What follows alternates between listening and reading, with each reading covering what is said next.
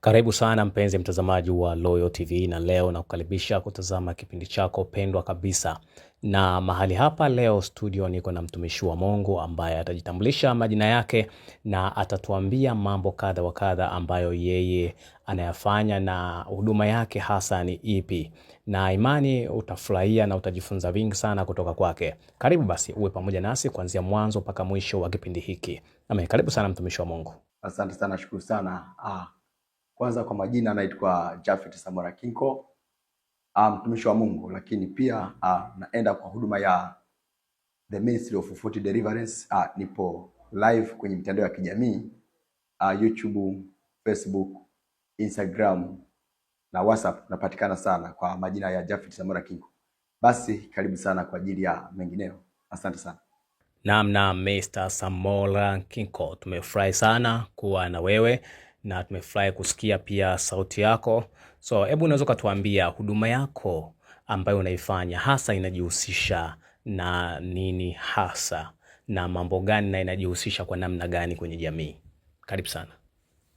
Kama mnavyoniangalia watazamaji kutoka pande mbalimbali za nchi ya Tanzania na viunga vyake, huduma ya The Ministry of Fruit Deliverance ni huduma ambayo Mungu amenipa msukumo wa kuifungua, lakini huduma hii inadili na mambo mbalimbali. Cha kwanza kabisa, kujua neno la Mungu, kujua ile kweli kutoka kwenye Biblia, na hiyo kweli iweze kukuweka huru katika maisha yako ya kila siku.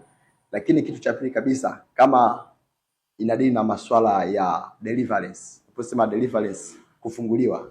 Naposema deliverance, pia uponyaji. Kwa mtu ambaye ana shida na changamoto mbalimbali, unaponiangalia katika viunga vyote vya nchi ya Tanzania, hata nje ya nchi ya Tanzania, unaweza ukanifollow katika mitandao ambayo nimekuambia, na pia unaweza kunipigia moja kwa moja kutoka katika namba ambazo zinakuwa zinapita kwenye hii screen yetu ili uweze kupata msaada. Asante sana.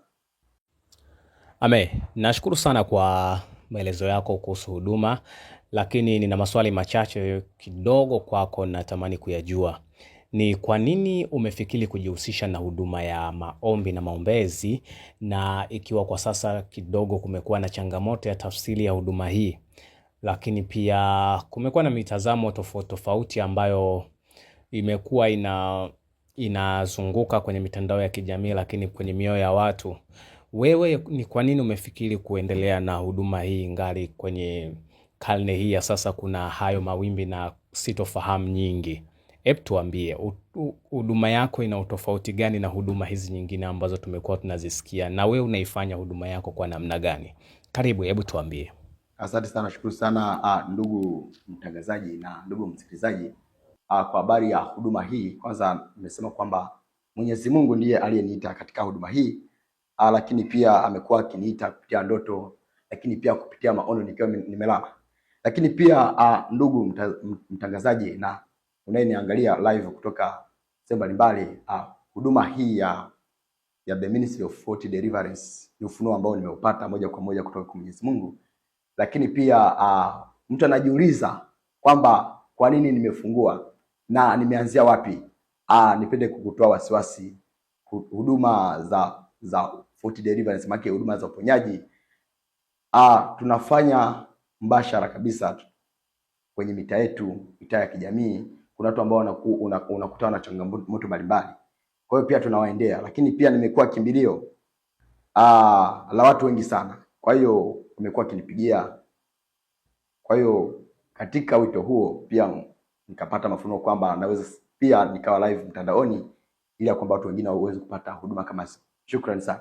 Okay, hebu tuambie, wewe haujihusishi na uuzaji wa vitambaa, keki na vitu vingine wanaita vifaa vya kiroho? Haujihusishi na huduma ya namna hiyo? Hebu tuambie. Kwenye swala la maji au mafuta, au wengine wanatumia vitambaa, wengine wanatumia chumvi, watumishi wa Mungu, bado huo ufunuo sijaupata. Na kama wao wanatumia vitu hivyo kwa ufunuo wa Mwenyezi Mungu, basi kila mtu ana wito wake na ameitwa kwa namna yake. Sijajua na sijapata ujumbe huo kutoka kwa Mwenyezi Mungu kwamba nitumie kitu kama hicho. Labda kama nitapata ufunuo kutoka kwa Mwenyezi Mungu, naweza nikafanya kitu hicho. Amen, asante. Ya, tunatamani ni kuulize swali jingine kwamba nikikutazama na kuona ni kijana mwenye umri mdogo sana na umeamua kuifanya kazi hii ya Mungu, ikiwa tunaona watumishi wengi wa Mungu age yao ni kubwa. Hebu tuambie, umesikia nini hasa na hauogopi kufanya kazi ya Mungu ukiwa katika umri huo ambao unao kwa sasa? Nashukuru sana kabisa kwa sababu ndugu watazamaji na wasikilizaji, mimi ni kijana mdogo sana kama mtangazaji alivyosema, lakini ana dukuduku sana kwa sababu amezoea kuona watu ambao wanamtumikia Mwenyezi Mungu ni wale ambao tayari wana familia, lakini pia eza umri umeenda. Lakini nipende kujua kwamba ni mtazamo wa jamii ambayo umekuwa nayo kwamba ambao wanapaswa kumtumikia Mwenyezi Mungu ni wale ambao umri umeenda. Lakini tunaweza tukajifunza kwa mtumishi wa Mungu Daudi kutoka kwenye Biblia. Mtumishi wa Mungu Daudi aliitwa akiwa mdogo sana.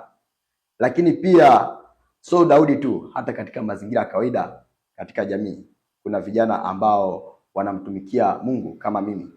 Lakini pia kuna vijana ambao wameitwa angalia watoto wadogo kama mimi. Kwa hiyo nipende kutoa wasiwasi sana. Asante sana. Nitauliza maswali machache ya mwisho. Mtumishi wa Mungu umeoa? Bado sijaoa. Okay.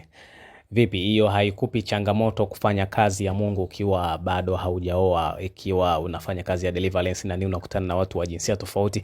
Hii una survive vipi katika hali ikiwa bado haujaoa?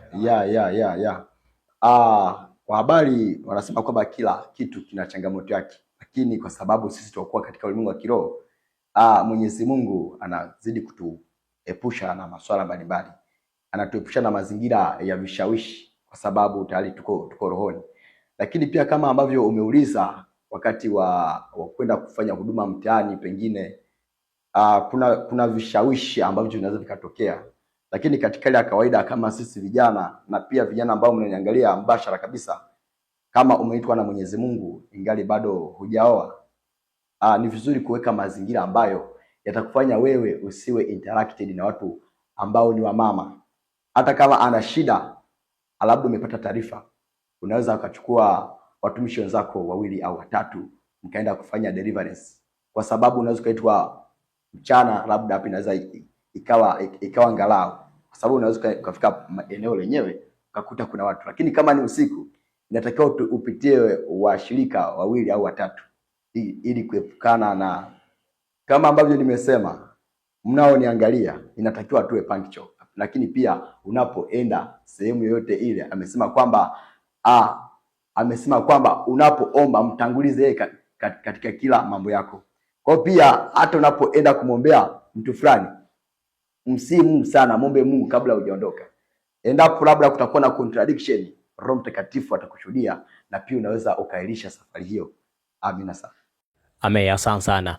Na nina jambo la mwisho nataka nisikie kutoka kwako, unalizungumziaje au mtazamo huu wewe unautazamaje?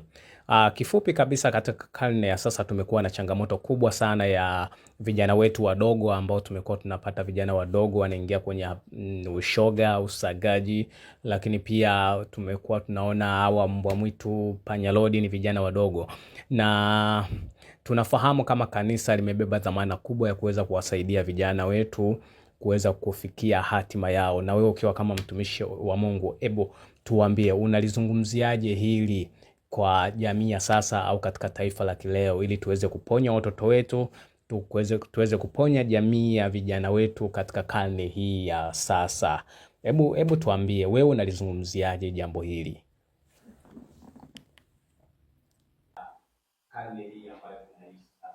Nashukuru sana ndugu mtazamaji na msikilizaji. Kwa kweli kama mtangazaji anavyosema kwamba dunia sasa hivi imeharibika katika kizazi cha karne hii. Kweli dunia imeharibika sana. Lakini ukija kuangalia kwa nini dunia imeharibika, tunarudi katika jamii yenyewe. Tunaangalia jamii, tunaangalia upande wa baba, pia tunaangalia upande wa mama. Lakini tunaangalia je, hawa ambao wametuzaa katika misingi gani? Ukiangalia zamani mtoto alipokuwa anazaliwa alikuwa anafundishwa mila na desturi, house girl, kwa nyumba zilizo nyingi, kiasi kwamba yale malezi, zile hatua za ukuaji mzazi anakuwa hazioni, kiasi kwamba huwezi kujua ni mfanyakazi gani nimemleta pale nyumbani. Anaweza akaja kwa ajili ya kujenga, lakini pia anaweza kuja kwa ajili ya kudestroy zile tabia na mienendo ya watoto. Kwa hiyo mwisho wa siku nakuta kama ni mtoto wa kike ameanza usagaji, kama ni mtoto wa kiume ameanza wanasema ushoga. Ameanza ushoga. Kwa nini? Wazazi wanatoka shambani, wanatoka kazini na maeneo mbalimbali wakiwa wamechoka. Kwa hiyo hali hii inakuwa changamoto. Lakini kitu ambacho naweza nikashauri kwa jamii na watumishi wa Mungu, ni wakati wa kuamka sasa kwa ajili ya kueneza Injili, na kupitia kila pande na kila kona, kwa ajili ili ya kwamba watu wapate elimu ya kimungu, wapate mwamko wa kimungu. Lakini pia tuingie rohoni, kwa sababu masuala haya yako connected na roho za kuzimu. Tuweze kuvunja hizo connection. Lakini pia kwa ambao wanalea kizazi cha kesho, tupate muda, hata kama umepata mfanyakazi, uweze kumpeleka madhabahuni ili aweze kuombea, kwa sababu watu wengine wanakuja kama maagent ili kuconnect familia yako na kuzimu. Shukrani sana. Tunashukuru sana mtumishi wa Mungu, na tumefurahi sana kuwa na wewe mahali hapa. Binafsi nimejifunza vitu vingi sana kutoka kwako, na imani hata mtazamaji pia amejifunza vitu vingi sana kutoka kwako. Na basi nikukumbushe mtazamaji, usisahau kusubscribe, kulike na kushare, lakini pia usiache kufuatilia mitandao yetu ya kijamii kama Instagram, Twitter pamoja na TikTok na Facebook kwa jina la Loyal TV. Lakini pia usiache kumfuata mtumishi wa Mungu katika mitandao yake ya kijamii, uweze kumfollow na kujifunza vitu vingi katika channel yake ya YouTube, na imani Mungu atakubariki sana kwa ajili ya neema ambayo Mungu ameendelea kuiachilia juu yake. Amen. Usisahau kusubscribe katika channel yake kwa jina la Samuel Nkinko. Mungu akubariki sana.